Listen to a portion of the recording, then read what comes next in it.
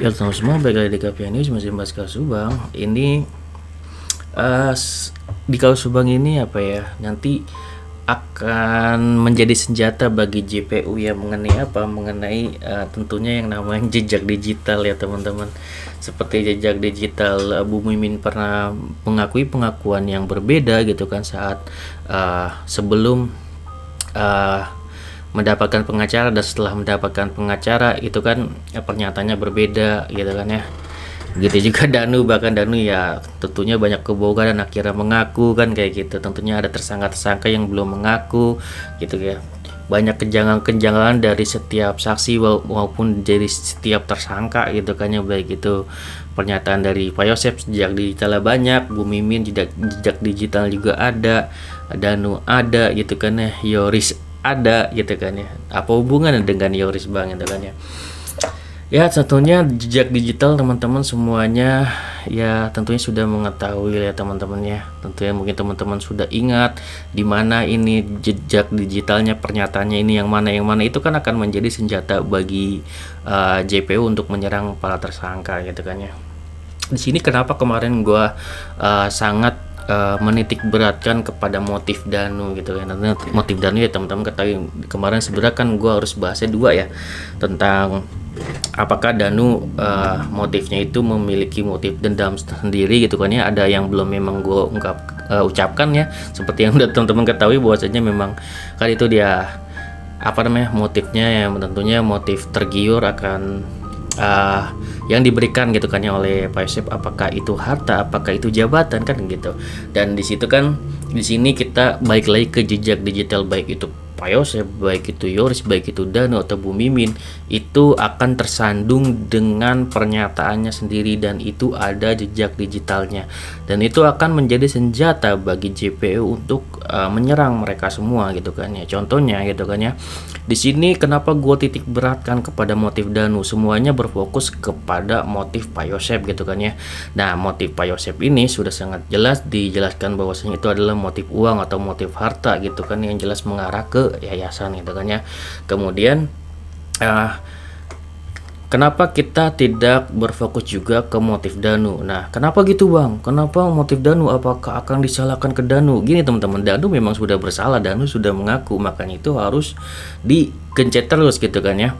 Artinya dia tidak hanya menjelaskan apa Bang? Menjelaskan yang namanya kronologi, tapi di sini kenapa gue bilang 75% percaya sama Danu, karena di sini harus Danu menjelaskan secara detail motifnya gitu kan ya. Danu gitu kan ya akan ditanya oleh jaksa penuntut umum, benarkah motifnya gitu kan ya. Pak Yosep benar-benar gitu kan memberikan ya tawaran yang menggiur gitu kan, apa berupa harta, berupa jabatan gitu kan ya di yayasan, karena memang tujuannya yayasan kan kayak gitu. Itu Danu harus tegas di situ gitu kan. Itu detail kecilnya yang benar-benar nanti di persidangan akan dipertanyakan dan harus dibuktikan gitu kan. Pembuktiannya gimana Bang? Ya balik lagi gitu kan. Ada jejak-jejak digital yang tidak bisa dipungkiri. Misalkan tadi pernyataan Bu Mimin ya mungkin nanti akan disalahkan oleh JPU gitu kan ya. Banyak-banyak pernyataan atau rekaman-rekaman dari para YouTuber tentang pernyataan Pak Yosep juga nanti akan dipertanyakan. Di sini tentunya ada satu hal yang dipertanyakan juga, yaitu adalah pernyataan Yoris. Kok pernyataan Yoris Bang gitu kan ya. Yoris pernah menyatakan di media bahwasanya Pak Yosep ini ingin menjadikan Danu sebagai bendahara gitu kan. Artinya kan di sini ada pembuktian jejak digital dari Yoris dan di sini akan dipertemukan Yoris, Yosep gitu kan, Danu. Yoris bener nggak gitu kan pernyataan dari Yosep dan kamu sudah memberikan pernyataan di media, jejak digitalnya ada bahwasanya Danu ini ingin dijadikan bendahara gitu, ingin diangkat oleh Pak Yosep. Kan dulu kan dia si Yoris ini kan jadi itu lagi ya, balik lagi ke Pak Yosep dan menjadi ketua yayasan lagi gitu kan. Gimana itu kan kayak gitu, bener nggak Yoris kan kayak gitu. Terus ditekan lagi ke Danu gitu kan ya, Danu bener nggak gitu kan, kalau kamu bener-bener menuduh gitu kan ya Pak Yosep sebagai pelakunya gitu kan ya. Dan di sini ada memang detail kecil yang harus kamu ungkap gitu, nggak hanya kronologinya aja tapi detailnya gitu kan ya. Bener nggak tergiur akan yang namanya jabatan yang telah diberikan gitu kan ya. Jika memang dirimu tidak memiliki dendam apa-apa ke Bu Tuti gitu kan ya, walaupun di sini dituduhnya sebagai psikopat gitu kan ya, apa benar-benar yang psikopat itu hanya Pak Yosep atau Danu juga gitu kan ya, atas memang begitu mengerikannya kondisi korban gitu kan ya. Apakah benar hanya tergiur gitu kan ya, benar tergiur gitu kan ya, benar apakah yang sodorkan sebagai bendahara kan kayak gitu. Karena di sini Yoris sudah mengkonfirmasinya bahwasanya Danu akan dijadikan bendahara oleh Pak Yosep, dan itu menjadikan bukti gitu kan ya, bahwasanya itu adalah suatu bukti juga, dan jejak digital itu masih ada gitu kan ya. Terus apakah Danu akan jujur, ataukah Danu malah melakukan hal bodoh gitu kan? Hal bodoh seperti apa? Malah tidak membenarkan apa kata Yoris, kan berarti Yoris salah gitu kan ya. Nah di sini yang gue maksud ya, jika ada salah ngomong antara tersangka sudah dipertemukan gitu kan ya, ini nanti akan siapa yang salah gitu kan? Apakah pernyataan Yoris ataukah di Danu, ada kesalahan di Danu gitu kan, kayak gitu. Jadi kan di sini kan nanti kan JPU bakal aneh gitu kan kalau pernyataan Yoris ini tidak sama dengan pernyataan Danu kan kayak gitu, harus di cross check makanya gitu kan ya. Nah ditanya lagi Pak Yosep gitu kan, Pak Yosep bener nggak gitu kan, sudah ngomong dengan Yoris bahwasanya Danu ingin dijadikan bendahara kan, seperti itu gitu kan. Itu kan bakal di konfrontir gitu kan ya oleh jasa penuntut umum kan kayak gitu. Jasa penuntut umum ini kan tujuannya untuk mencari kebenaran, dan untuk mencari kebenaran mereka punya senjata-senjata, yaitu jejak digital dari para tersangka ini gitu kan ya. Dan juga Yoris juga sebagai saksi cenderung jika ada kebohongan atau yang mencurigakan di media yang dia sudah utarakan, namun itu adalah kebohongan, maka itu dia berpotensi juga bisa menjadi tersangka gitu kan ya, kalau misalkan itu adalah suatu kesalahan dia. Namun kalau dia sudah jujur, dia sebagai saksi, maka Yoris ini mendukung gitu kan, mendukung pernyataan dari Danu juga bahwasanya dia ingin dijadikan bendahara, dan Pak Yosep membenarkan itu.